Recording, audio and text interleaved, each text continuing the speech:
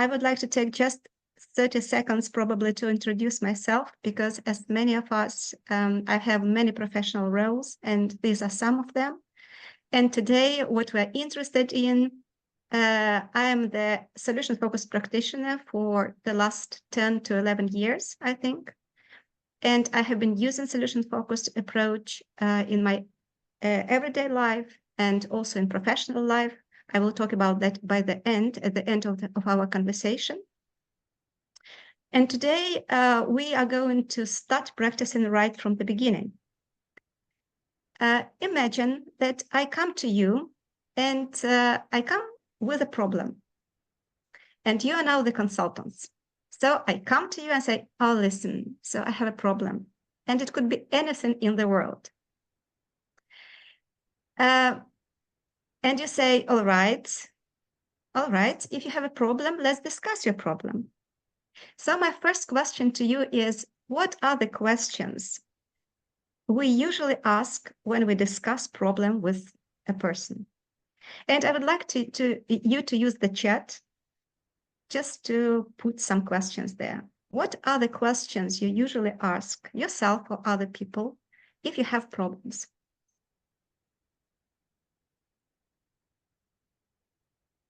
Yes, Joe, thank you. Define the problem first. So in other words, what is your problem? Yeah. What is your problem? Okay. Why? Yeah. Why this happens? Yeah. What happened? What is going wrong? Yeah. Why it is so bad? So what's wrong with you? Yeah. What's going on here? All right. What are the consequences? Sebastian. Yeah. Yeah. How does it impact you? Yeah.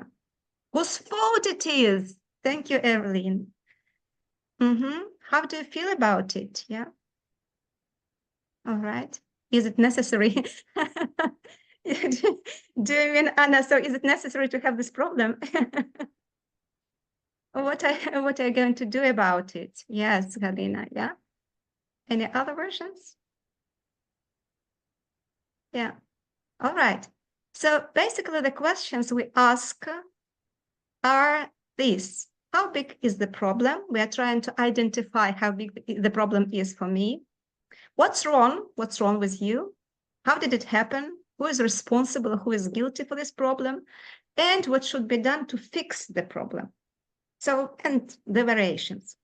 Now the question is, when we ask all these questions, how does it help to solve the problem? You can voice or you can write it.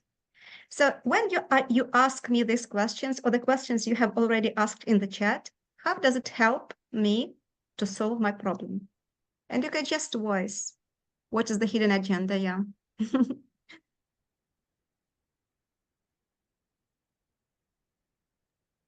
If we're a small group, you can raise your hand if you want, or you can just open the mic. So. Yeah, we are small. Yes, Helena, it doesn't help. Yeah, I make you think about it and get perspective.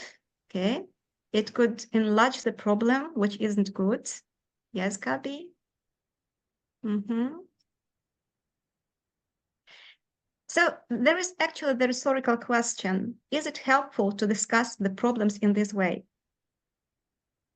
Yeah, makes it personal, which can be detrimental. Yes, enhances negativity. Yeah, so this is actually some of the outcomes of this way to discuss problem.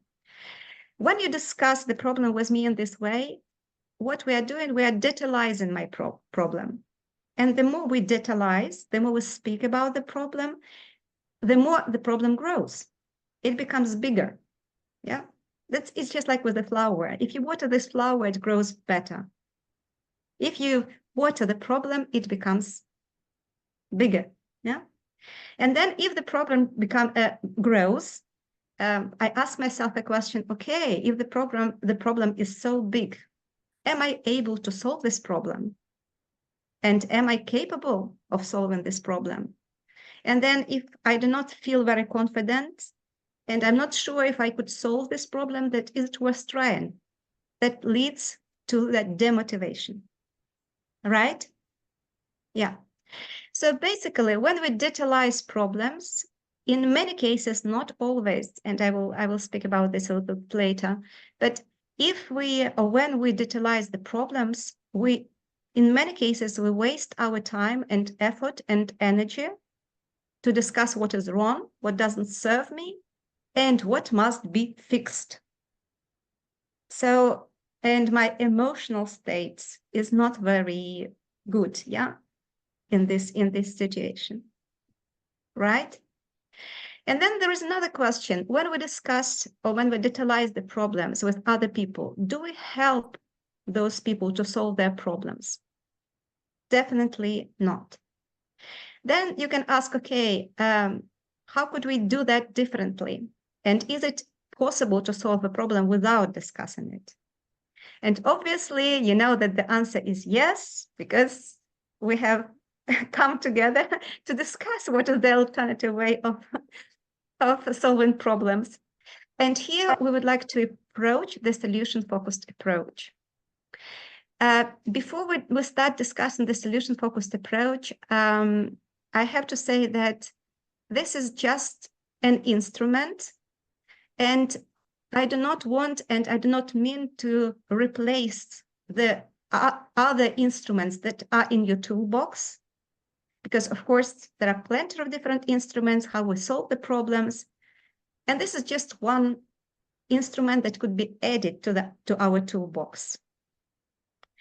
Other situations where the solution-focused approach is not helpful, yes, and these situations are often connected to our mechanical problems. For instance, if there's something wrong with your car, what you have to do, you have to take your car to the experts, yeah? They will find what is wrong with your car and they will fix it, and that's normal. But when we're speaking about the human systems, then the solution-focused approach works better. And let's see why. First of all, with the solution-focused approach, you have a different focus on the problem. Look at this slide. You are here, you've got your problem, and this problem arrived from the past. When you ask me these questions, okay, what's wrong? What happens? Why, etc., you are putting me again, my face back to the past, yeah? And I'm trying to understand better what my problem is. In many cases, it is not helpful. It doesn't help me. Because again, as I said, we are detailizing problem and we are growing it bigger. An alternative is when I fix the problem, when I know the problem, yeah, to create something which is an alternative to the problem, which is my preferred future. It could be better. It could be maybe not even better than the present, but it will be different, definitely. And this is the future I prefer to have. So the focus with the solution-focused approach, our focus is not in detailizing the past, but co-creating or creating the future, which I prefer. Is it clear so far? Yeah, yes. And of course, when we discuss the past, we need those questions that you have already suggested. Why it happened, who is guilty, how did it happen to you, etc. And when we discuss the future, we need different questions. So detailing problem is a problem talk, and co-construction the preferred future is a solution talk. Now let's try to shift the focus, practicing with the questions. So if you ask me about my problem and about the past, you ask me what's wrong with you or what's wrong and why. Now, please suggest me in the chat or just voice it. What is an alternative question if we shift the focus of attention from the past to the future? So you won't ask me about what's wrong with you, yeah, and why. You will ask me something different. What? Okay. There's something. Wouldn't learn was the problem. Okay. What would you have preferred to happen, Sebastian? Yeah. How can I fix it? No, Angeliki. How would you like to feel once you solve the problem? Aha, very nice. How will it impact you tomorrow? Thank you, Gabriela. What would you like in the future? Yeah, the future be like. That's great. How will this problem impact you in the future? Okay, Lewis, what would you like to achieve? Very good. Thank you very much. Now let's have a look at my version of the question. So the question is, how do you want it to be instead? Now let's speak a little bit about this question, because this is one of the most important questions really in the solution-focused approach that shifts the attention from the problem to a different version of the future I would like to have. What do you want instead? Imagine your colleague or your friend or a member of your family arrives to you with a problem, and they say, oh, you know, everything goes not so well, and this is my problem, and I don't know what to do, and it is awful, etc., etc., etc. Yeah. And of course, you recognize that the person has the right to feel what they feel and to think what they think. And you listen to the person, probably, I know, for some time. But then there is a moment when you say, yeah, it's really not a very fortunate situation. Yeah, this is an unfortunate situation in your life. And how do you want this situation to be instead? How do you want it instead? Isn't it a powerful question? It is, yeah? So what do you do when you ask a person to think about the situation that could replace this unfortunate situation? You start to co-construct with this person the future. And you know, what we start thinking about, yeah, we start to move in this direction. I remember, so I like this this case, and that happened, this situation happened several years ago. And there was a woman who was not very sure if she would like to practice the solution-focused approach, but she wanted to try, and she decided just to listen to her internal dialogues. So these are the dialogues between her and her, yeah? And she said, you know, the first thing I have discovered, and that was awful, because, you know, I discovered that I'm always speaking problems inside me. If I have a problem, I am discussing this problem, I am detailing this problem again and again, and that makes me mad, and so the problem grows, etc., etc. And then I have decided that after a while, after 2 or 3 minutes, I stop my internal dialogue, which is a problem talk, and ask myself, okay, so you don't like the situation, but what do you want instead? And then, of course, you shift your mind to the future, because you develop not even one scenario, you can develop several scenarios, yeah, of the future, and all of them would be better than the situation you are in. Now, I would like to ask you, how do you feel about it? How do you feel about this, you know, move and focus of attention? And do you think that it is applicable for your situation? So would you like to try this? And you can speak to me, or you can choose to write in the chat. Yeah, just as that's a good approach as long as you have understood the problem. But this is the case, Joe. So you don't need to understand your problem in full. It doesn't make any sense. That's what the solution-focused practitioners say. Because if you try to understand your problem, then you detailize this problem. And yeah, you can do that. Maybe you like this way of solving problems. But in the solution-focused approach, we say there is no use. It's not helpful to detailize the problems. There is no need to detailize the problem unless you say, oh, this is the situation I don't like and I don't want to be. Yeah, so you shouldn't discuss, oh, why I don't like it. So it doesn't matter. You don't like this situation. You would like to have a different situation. So what would you like to have instead? You see? Yes, it's applicable in pretty much of the situations, I suppose. Thank you, Sebastian. already encouraged thinking of solutions. Thank you, Pedro.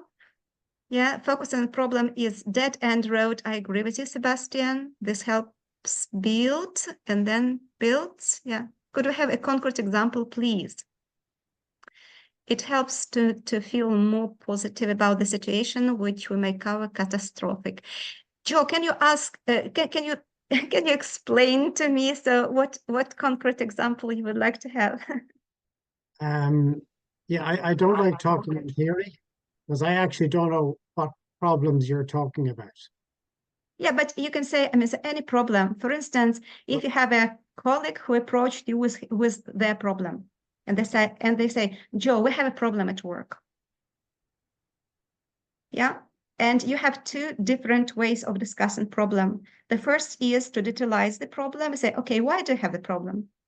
What kind of problem is it? How big it is? Should we solve this problem very fast? And this is the detailing of the problem. Yeah, so you add more details. Or you can say, yeah, I've heard you. This is the problem and how it should be differently. Yeah, I'm still not getting it. So my background is in engineering, and the one thing, Yeah, I know. the one thing Okay. engineers are taught from day one is to find solutions.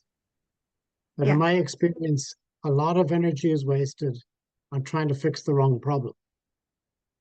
Mm-hmm. So I can't see where you're going with this when you're telling me that it doesn't matter what the problem is. Yeah. Yeah.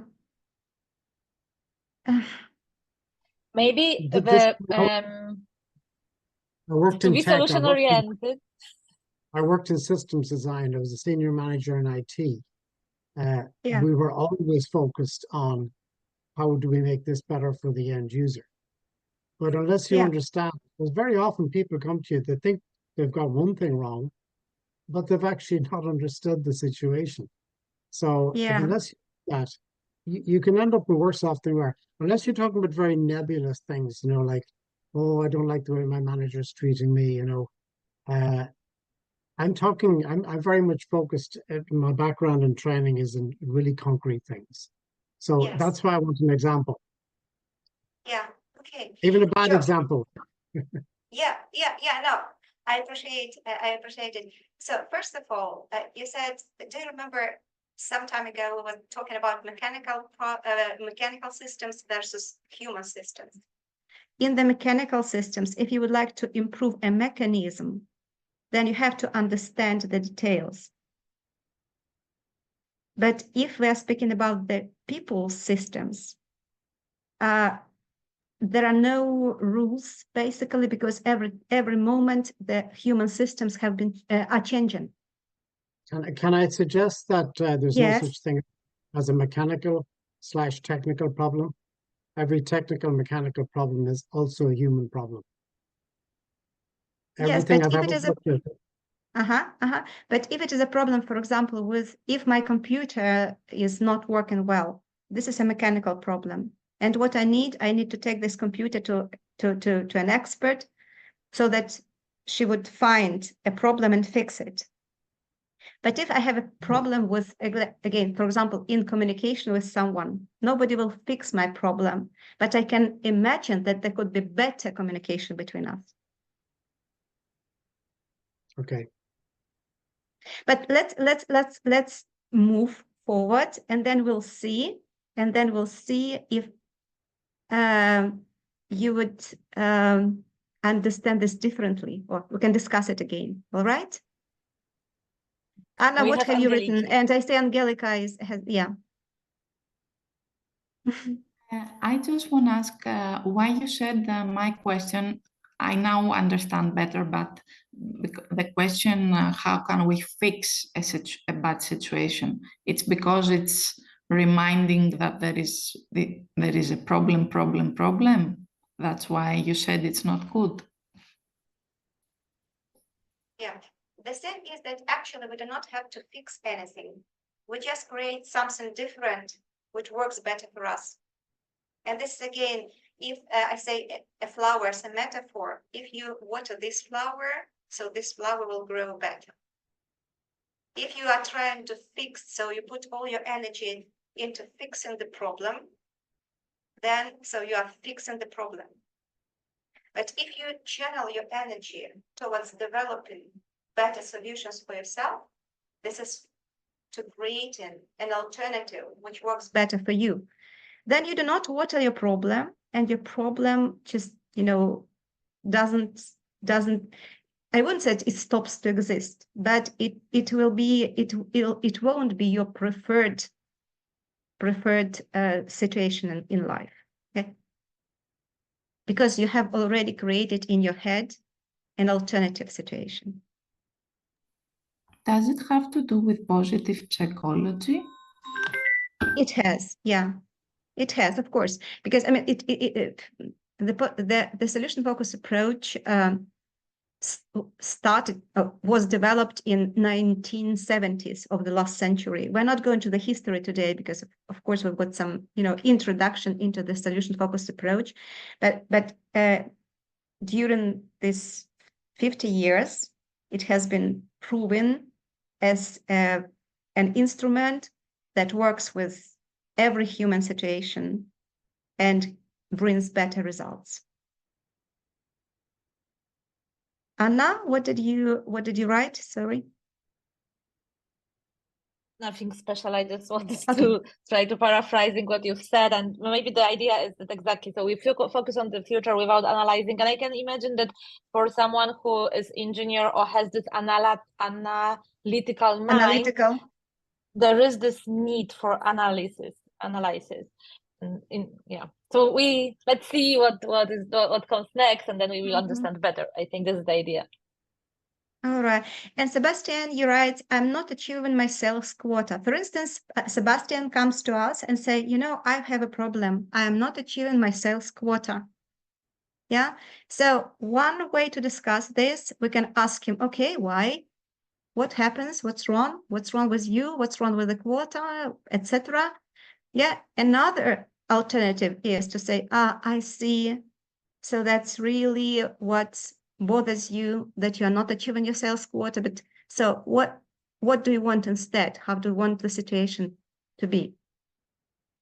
And interestingly, that, it's not always like a direct alternative. Oh, I am not achieving my sales quota. I want to achieve my quota. It could be a different wish. Yeah, it could be a different prefer. For instance, Sebastian could say, oh yeah, I'm not achieving my sales quota, but my preferred future is not to bother about it. Yeah.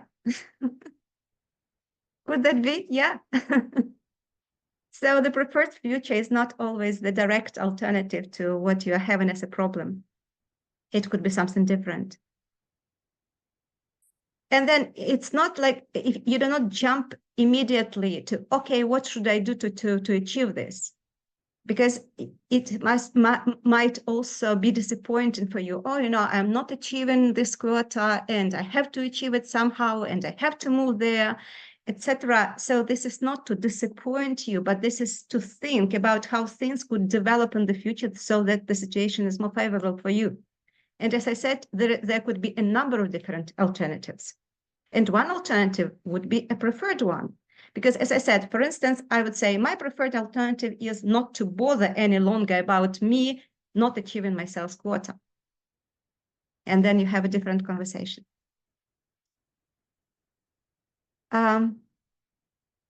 Yeah, thank you, Anna. Yeah. All right, let's move.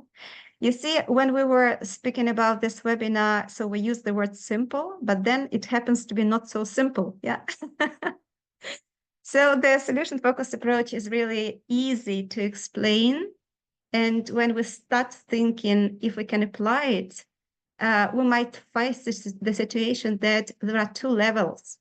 Because one level is a level of skills. And then if you ask different questions, you've got different answers. Yeah.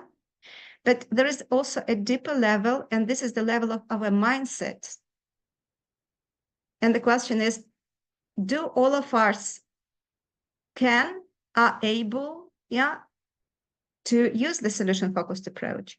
And yes, we all can, and we are able to use it, but there are some problems. There could be some problems with the mindset. or we will not get used to this method, because every time when we solve a problem, the traditional way of solving problem is to ask what's wrong and to fix it. The solution-focused approach suggests that this is not the only way to solve problems, because there could be a different way to ask what do I want to have instead and to discuss that. Yes, yeah, the challenge is to unlearn. Yeah, that's true. Okay, let's experiment with the next question. So what's wrong? That's what we have already. Okay. Yeah, that's what I said already. When you ask this question, what do you want to have instead? You describe your preferred change. And you can also add something like, if it happens what I want, what would be different in my life? And what benefits will it bring? If I take the example Sebastian suggested, I say, I don't want to bother any longer about my success in, in achieving sales quota. I say, okay, if you stop thinking about that, what would be different in your life? And I say, oh yeah, I think that if I don't get really worried about this, I will be more balanced. I will have better relationships, or I will, and I can just speculate what would be different in my life. There could be some negative consequences, because maybe my boss would be very angry with me that I'm not achieving these targets. Yeah. So I take everything into consideration and I ask myself if it is helpful for me to have this preferred future, or do I have to think about a different scenario? But this is always about the future I would like to have. All right. So the question, if we speak about the problem talk, which is, what is not working? Tell me, what is not working? So this is the question that belongs to the vocabulary of the problem talk. What is an alternative question for the solution talk then? Thank you, Anna.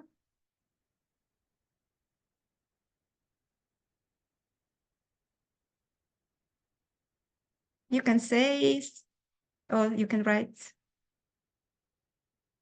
What is not working? Yes, Gabriela. Yes, thank you. Yeah, really. If we're speaking about what would you like to happen, Pedro, this is close to the first question. Yeah, all right. Yeah. Yeah, basically, sorry.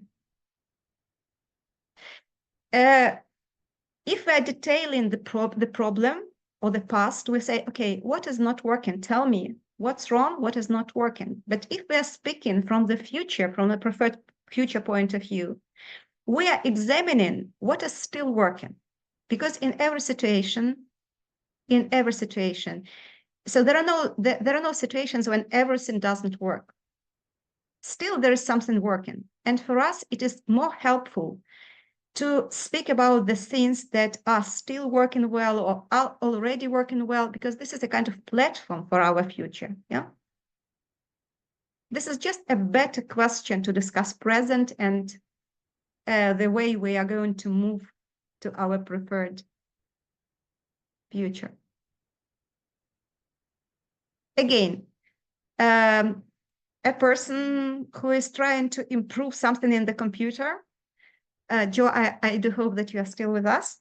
Yeah, he runs to the boss and he says, we have been experimenting with this parameter and this parameter doesn't work at all. And, everything is lost, etc. And instead of asking him, okay, so what's not working there? You say, yes, I understand. This is unfortunate, but out of everything that is happening, what is still working? Is there anything that is still working?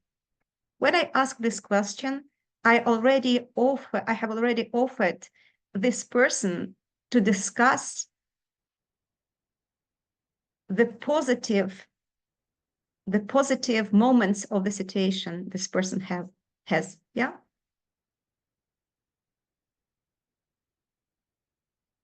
Just like everything is lost is not a good approach. Yeah. But, so what is still working is better approach, seems to be a better approach. Yeah. Joe, how do you feel about this question? Well, I don't think there's anything particularly revolutionary about that, I mean, you know, as I said, I worked over 20 years, 25 years in professional IT environments. And what you're suggesting is not particularly different. You know, like, and I'm not talking about technical glitches. I'm talking about businesses resolving how they approach the strategic plans and that. My role was as enterprise architecture director for Hewlett Packard. So we were constantly looking at the business. And our focus was constantly on what is the business trying, where are they trying to get to? What is the strategy of the business? Where do we want to get to in the future? So I'm not talking about a level of fixing broken PCs. I'm talking about the highest level of business and how it moves forward with the support of IT. And that's always been one of the issues, is that business and IT come at the solutions, to use your terms, from a different perspective. And so I'm well versed in this. So that's why I'm struggling for more concrete examples that are meaningful for me anyway, you know? Yeah, all right. So some people might discover that they are solution-focused people from the very beginning, and they have been using the approach without knowing the name of the approach. Yeah, that's what happened to me 10 years ago. But then it proved to be wrong for me when I started to learn the approach in more details. I have understood that it's not even about the solutions. Yeah, the solution-focused approach, unfortunately, is not about solutions. It's about creating a different reality. It's about negotiating this reality with yourself, and it's about noticing. Mostly, it's about noticing helpful things around you. And that's Can I just add, Victoria, because I think you've hit the nail on the head right there. So this is a personality issue as well. So I know in my own life, there are some people I will go to when I need help. Yeah. And there are some people who wouldn't go near in 100 years because they will just make me feel more negative. And there are people I know I can go to and I come away feeling, shit, yeah, now I feel better about this. And I have a way to move forward. So I think there is a personality element, and I think some of this comes naturally to some people. And you used the word catastrophizing earlier. I know lots of people who, you know, everything's going to fail, everything's not going to work. That's their approach to life. In fact, I have a very close personal contact whose whole attitude to life is nothing's going to work because I'm unlucky. Anyway, Yeah. I'm sorry to dominate, but I'm really interested in this because it's something that I've always looked at myself. So I'll step back for a second. Yeah, all right, right. Let's move. Yeah, so this is the question, what is missing? And this is the question from the problem talk vocabulary. What could be a question from the solution-focused vocabulary? We can discuss what's it missing, or we can discuss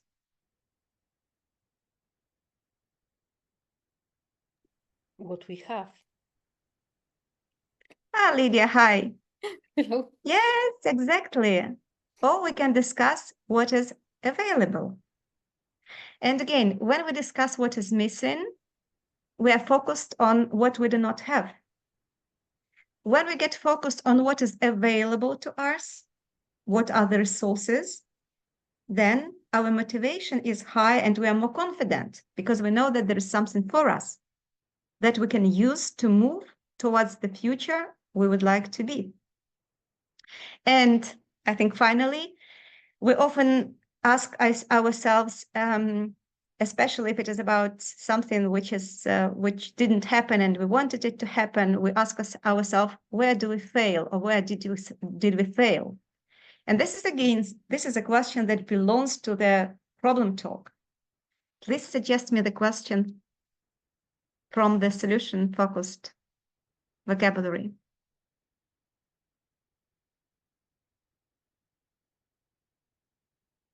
Where do we fail?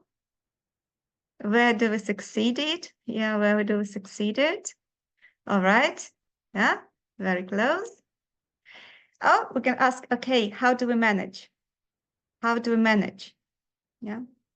a different way? How do we manage? There are a lot of different situations when people feel discouraged, when people feel that they have not achieved anything. And it's both in professional settings, in family settings, or in different situations. And when they come and they say, you know, unfortunately, I haven't managed to do this or that, etc., you can either ask them, okay, but so why didn't you manage to do this? Why did you fail? So what was wrong? What went wrong?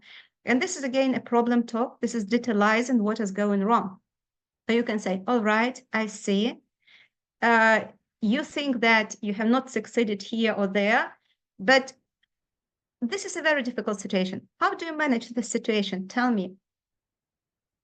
And then you have a situation when you discuss the strengths, not weaknesses of people. Yeah. Because again, the focus is on strengths, not on weaknesses, not on what you have failed to achieve, but what you have learned, for example, or what you have achieved. And this is, again, in this way, we're building the platform, the confidence of the person to move towards the situation that this person wants to be in. So in other words, as I said already, the solution-focused approach is very much about noticing what works. And like in this, on this slide, you can see there could be 100 different things that do not go right, go wrong, and only one situation or one element of the situation that is right. And we think that this particular situation is worth to discuss.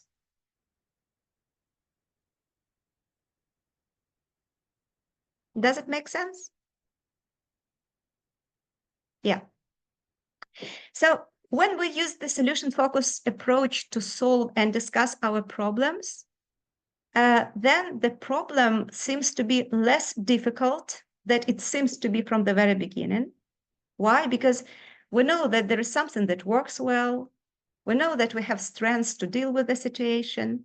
We know that we have resources, yeah, and people who would like to support us.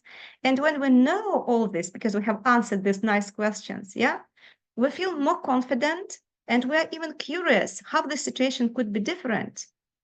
And we can manage the situation, and we can make the first step towards what we would like to have in our life. So, which means it's motivating rather than demotivating. Now let's compare the problem talk and the solution talk. And we'll have a practical task today. So I would like you to have your notebook or a piece of paper and a pen. But now let's get concentrated on the difference between the problem talk and the solution talk. Look, our problem talk, when we discuss the problem, looks like that. Describe your situation, what worries you, what goes wrong, why it is happening to you, what do you want to fix or to correct, and what do you need, of course, to fix the problem. You say, oh, these are good questions, especially the last one. This is a wonderful question. Yeah, so how would you like to fix it? Yeah. And you say, so what's wrong with these questions? We have been using these questions all the time. Yeah. This is our traditional way of solving problems. This is our traditional way of discussing the problems. But as we have just discussed, there could be an alternative way of discussing problems. When we fix the problem, we say, oh, this is the situation that I don't like in my life. And I do not detailize this situation, but I simply move the focus of my attention towards the question, okay, if I don't like this situation, how this situation could be different? What is my preferred future of this situation? And then ask the rest of the questions. Are those better questions? Let's experience ourselves. So you need a piece of paper and a pen or a pencil, please. I will ask you just 5 questions. And of course, again, you understand that we do not have a lot of time, yeah? So I would probably suggest that we have like 1 minute or 1 minute and 30 seconds for each question to answer. But first, please, could you please state your problem, any problem you have in your life, but please, not the problem with the mechanical systems, like my car is not working well or something, so it doesn't work, yeah? But it could be anything, like, I don't know, I do not have good relationship with this person, yeah? Or I'm too busy, I do not have time. Oh, I've got a problem with the time management, yeah? Or, I don't know, I do not have a strategic plan for the rest of my life. So anything, just state your problem. By the way, we're not going to share your problems, and it will be the writing exercise, and then we'll just share our impressions of doing this exercise. So this is my problem. Right. Ready? Yeah? All right. Now, you know the first question, yeah? If you don't like this, if this is your problem, if you don't like what is happening, then how do you want things to be instead? So what is your preferred change? And again, try to think about the situation wider. It's not just an alternative, one alternative. There could be a number of alternatives to your problem. But of course, I would like you to get concentrated on your preferred change. If I say, for instance, I am too busy and I do not have time for everything that is happening in my life. So this is I have a problem in time management. So what is your preferred future? Your preferred future could be, oh, I want to get concentrated on the most important things only, or I would like to find out what are the most important things. I would say, oh, I need, I think my preferred way of dealing with this problem would be to hire a person who would work for me, or, you know, so there could be different scenarios. The problem could be one, but the scenarios could be different. But now think about your preferred one. You can think about different scenarios, but also state your preferred one. For instance, if I think, yeah, I have a problem in communication with this person, and you ask me, okay, what is your preferred change? How do you want things to be instead? I can say, oh, I would like to develop good relationship with this person. Or I can say, I would like to, you know, to keep a distance between me and this person. I would like to be transferred to a different department, not to be, not to communicate with this person often, you know, yeah. There could be different scenarios. Okay. Answered? Answered? Now the second question. Now let's speak about, now you have imagined what is your preferred scenario. Yeah, what is the direction you would like to go to? Now, imagine that what you have just constructed as your preferred future, it happens already. Now, what is different in your life? How your life is different? What you wanted instead happens. Yeah, what is different? And what are the benefits? Here, of course, you can discuss the wider, it's wider. For example, what is different for you? What is different for your organization? What is different for your family? What is different from, you know, for your friends, etc. But now let's get concentrated on benefits for yourself. Imagine what you want instead happens. Yeah, happened. What is different now? In reality, you need more time to answer these questions. Yeah, we only have several minutes. But this is an exercise, but you will have the presentation and you will have this kind of flow so that you can try to solve all the problems you have in your life through this prism of the solution-focused approach. So the next question is, what makes you confident that the preferred change is possible? And what do you already have to move forward? This is a part of the first question. Yeah, the second question actually is part of the first question. What makes you confident?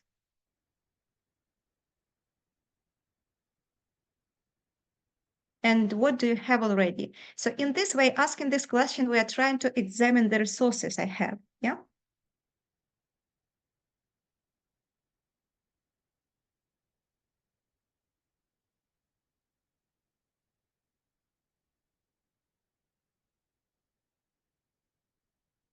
For instance, if I'm discussing the time management, my time management problems, I can say, what makes you confident? But there were periods in my life when I was doing quite well. I managed my time wiser than now, for instance. Yeah.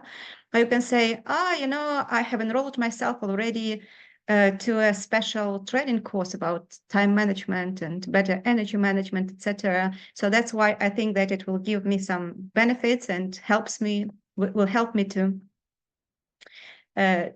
feel better, to manage my time better.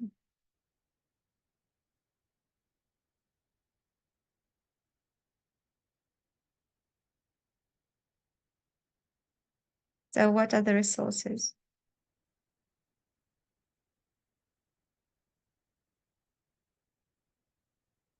Or if I have a problem with a person and I know that there is a third party that would help me, I could also say, so what makes me confident that our relationship would improve is that I know the person who can help us, who can be an intermediary, a mediator, or provide some services for us to get better together.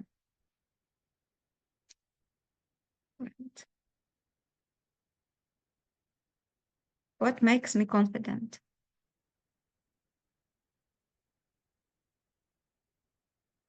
And we always, as we discussed, we always have resources that are available for us to move in the direction we want. In other words, there are no situations when everything is bad and there is nothing for us. There is always something for us to move. Okay. Question number 4, and this is important. What will be the first sign that things are moving in the right direction?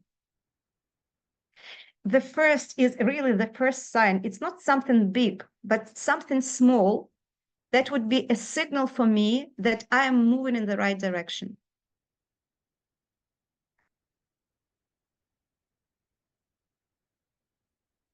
For instance, I remember I was working with a teenager and I asked him this question: what would be the very first sign that you have better relationship with your parents? And he said that, when I come home and they smile, that would be the very first sign for me. I know that they're happy to see me. They will not question, me for something. And that is the first sign for me. Or when, for example, I had bad relationships with my colleague, I say, what is the first sign that your relationship are improving? Yeah. And the person might say, oh, the first sign is that actually we do not quarrel, or we do not feel hostile toward each other. Anything else? And the second question here is, who else would notice what you have noticed? Who else would notice that?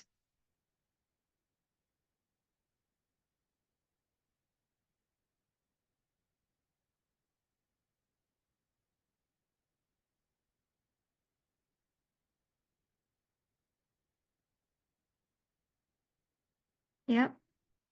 And the final question: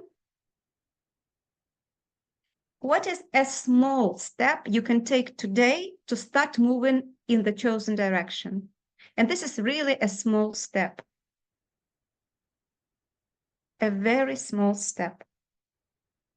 If I think, for instance, that someone would help me to have better relationship with a person, I say, I would just call this person who could serve an intermediary between us, and that is my first step.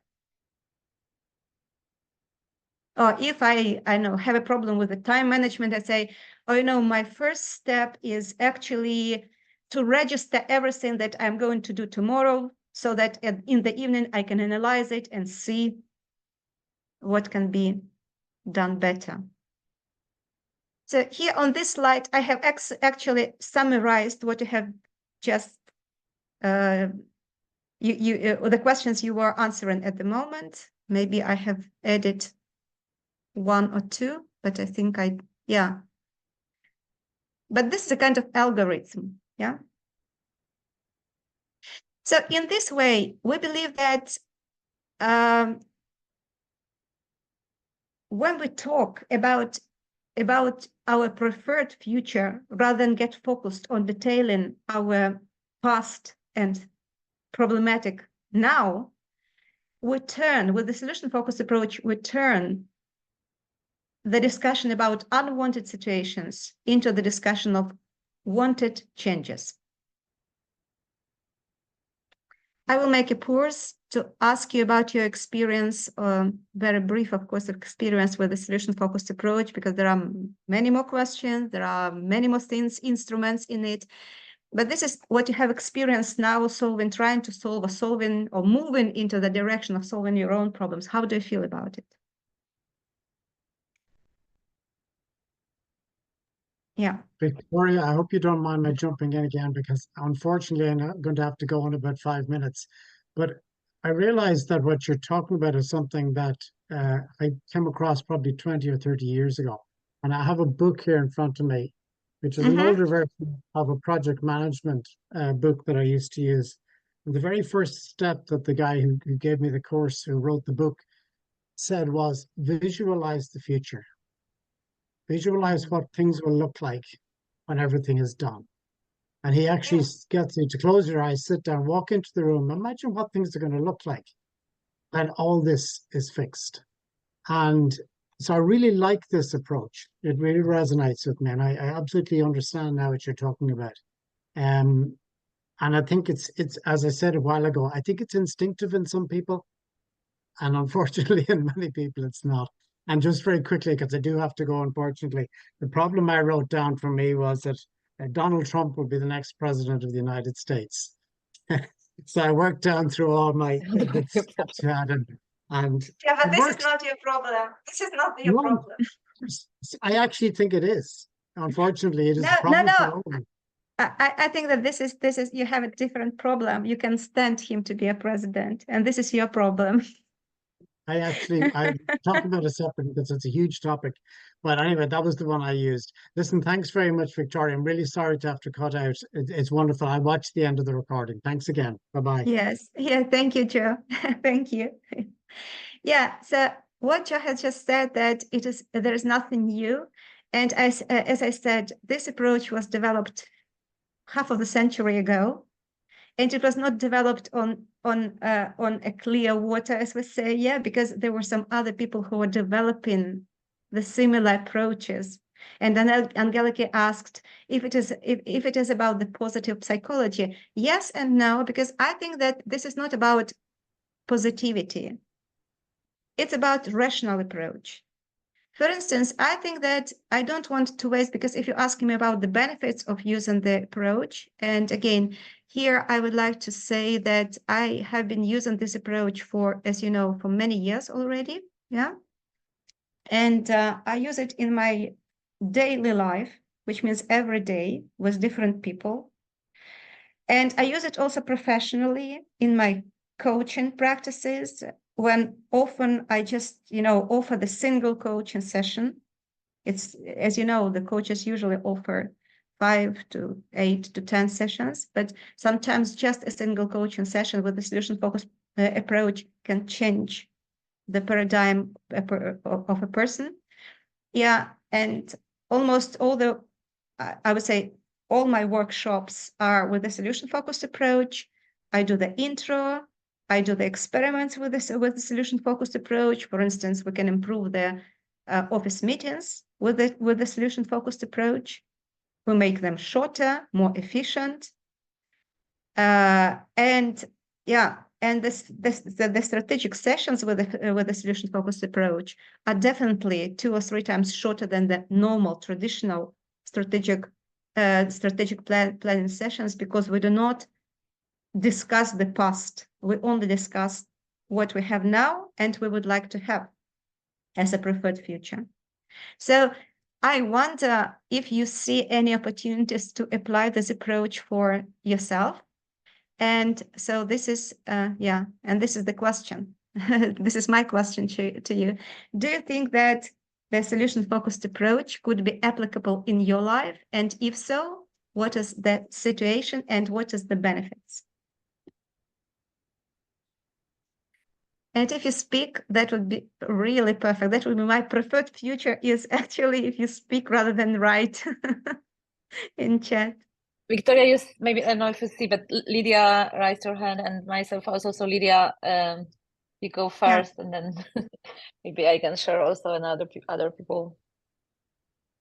Yes, if I can share something. In fact, what for served me this session for remembering me what I was doing long time ago without knowing this theory.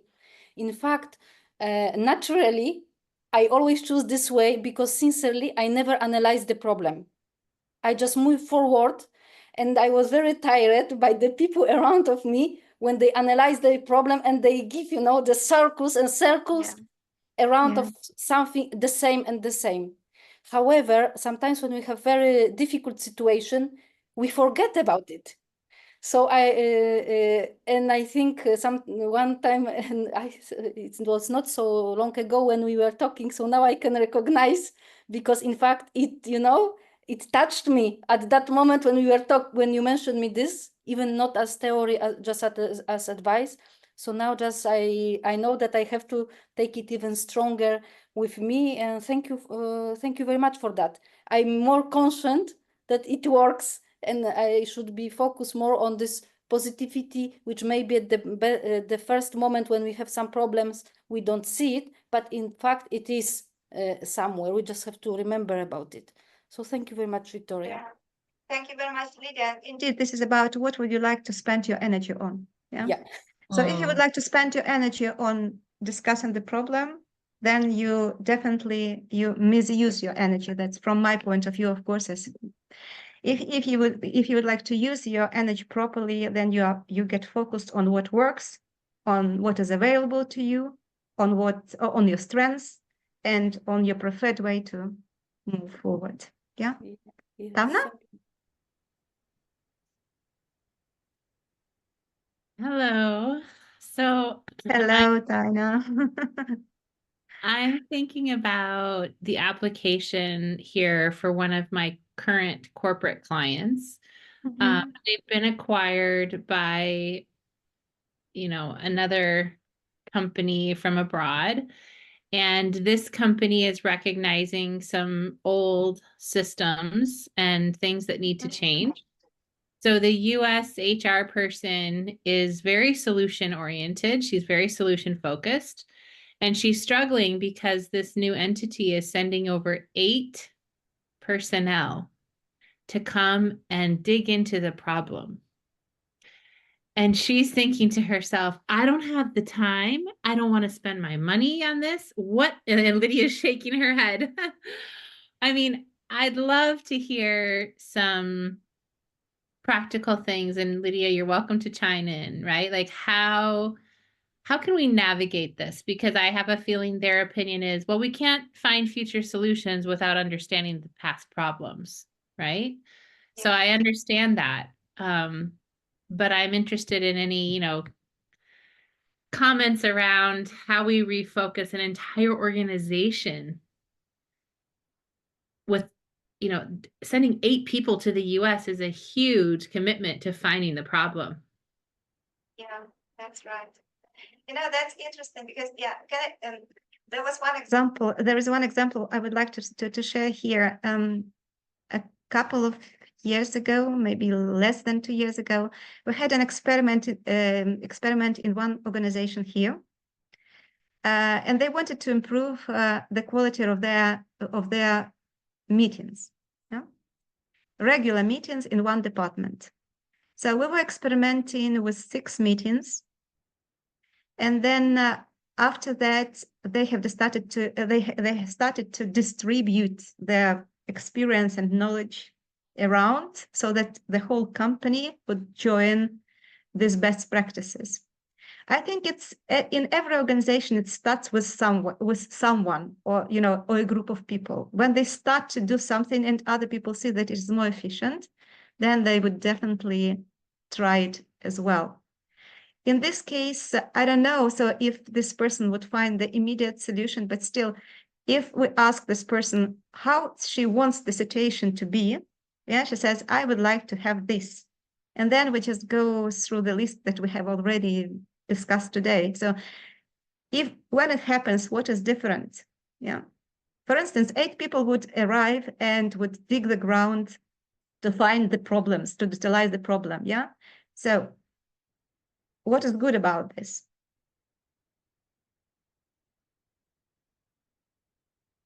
They will understand the problem better. Do they find the solution? So even if we have, all the details of the problem, it does not necessarily mean that we find the solution. We have just better versions of the problem.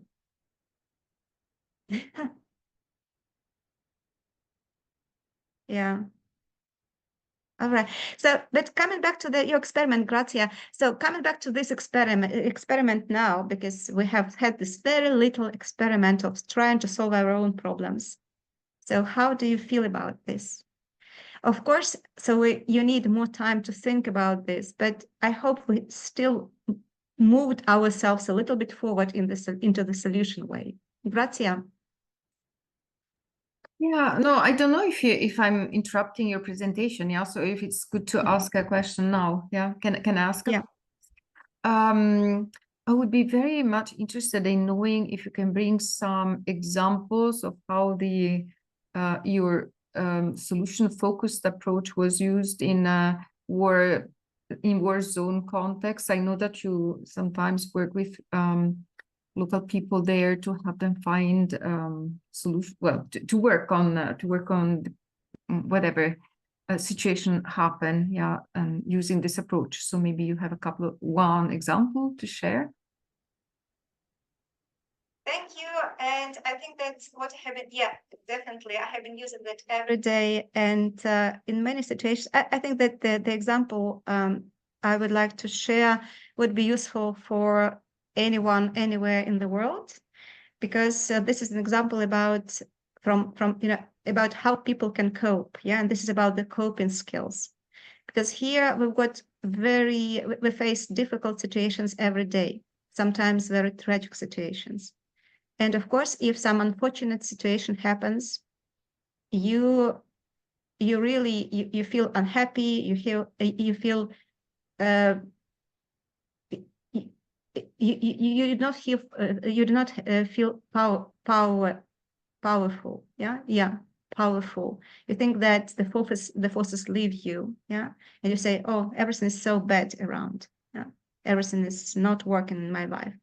So in this situation, of course, I mean, there are situations when you have just to listen to people for some time, so that you feel the empathy. You would like to get connected, and you have to distinguish the situations. You have to understand that now I'm just trying to be together with this person so that this person feels better.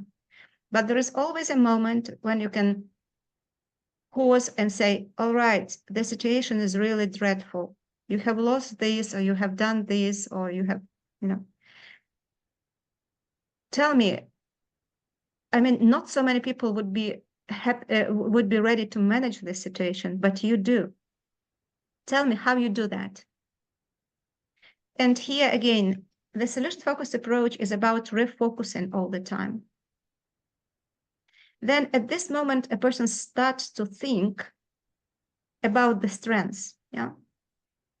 Because to manage these difficult situations, you have to have the strengths. You have to have special mindset. You have to be resilient, etc. And the moment when the person starts discussing the strengths, what I usually do, I encourage people to discuss the strengths more and more, and for a long period of time, because it shifts their focus of attention from weaknesses to strengths, and also give them forces, and also adds to their confidence, which is very important. If I know that it's not about, dreadful situations, but this is about my ability to manage them. And that's, I think it's very important for all people whenever they live. Anna. Thank you very much, Victoria, for the exercise. so not only the questions are very powerful, but also the fact that you gave us this time. And for example, if you send me the questions, I respond quickly. But because you gave us this, you said 1.5 minutes, right? And I thought, oh, it's like short time. But it was a lot of time. And then I responded at the beginning in 20 seconds, and then there was still time. So I was looking for other things, and I came up with more resources that I thought I have. I think the time and focus. So I think this word, the solution focus. So this focus is also such a powerful word that, yeah, I take time. I think I fixed the problem. So I only have to do what I wrote down. So I will see if it works. I even sent a message to Sebastian in the meanwhile. So because we, have to do some things together. So yeah, it was great. Thank you very much for it. Yes, thank you. And that was, of course, you understand that actually, even to answer those 5 questions, you need maybe half an hour, because you need time to think, and to put things on paper, and then to read again, and to add something or delete something. But still you have a little bit, of platform, even with this very short time to exercise this. You still have built a certain platform for a preferred change to happen. You have examined a little bit your resources, and you even planned for the first very small step forward. Yeah. Yeah. All right, so I would like to ask you a question. If we take the scale, and by the way, the scale from 0 to 10 is one of the instruments we have been using a lot, but this is a separate topic, how we use the scale. To measure anything in our life. Anything in life can be measured by the scale. Yeah. And they say, but this is not, but this is very subjective. Of course it is subjective, and this is very good, because everything in life is subjective. You remember, if you believe that it could be done, it could be done. If you do not believe that it is, it won't be done. So, but on the scale from 0 to 10, how useful was this talk to you? You can of course write that in the chat to just say that. How do you think this conversation was useful to you on the scale from 0 to 10? It's difficult because I was waiting, because as a host I didn't want to to impose the number, and this is very subjective, as what you said. So it is. Yeah, it is. You have to figure out another way to obtain the results, not in the chat, because then people maybe someone would like to put 7, so it will not dare to put it. Yeah, thank you for your feedback. I see that it was somewhat helpful, which is nice. We have used our time wisely, I think. So just to finish our discussion, still we have some time to exchange and to say thanks, etc. But I would like to finish this presentation before I stop sharing it with the words of Steve DeShazer, and he was one of the co-developer of the solution-focused brief therapy, because it started as a therapy. So he said, problem talk creates problems. Solution talk creates solutions. And I really love these words, because again, this is about the focus of attention and about the energy that we would like to use. Yeah. If we would like to use them on problems, then so it would create new problems. But if we would like to channel our energy to find the solutions, and again, finding the solution doesn't mean to produce the solutions immediately. It means that we can create a better future, and we can examine our strengths and resources to move there, and we can think about the what we can observe on the way from now to the future. So that's very important. So our focus is on what we want to have in our life rather than what we don't want to have in our life.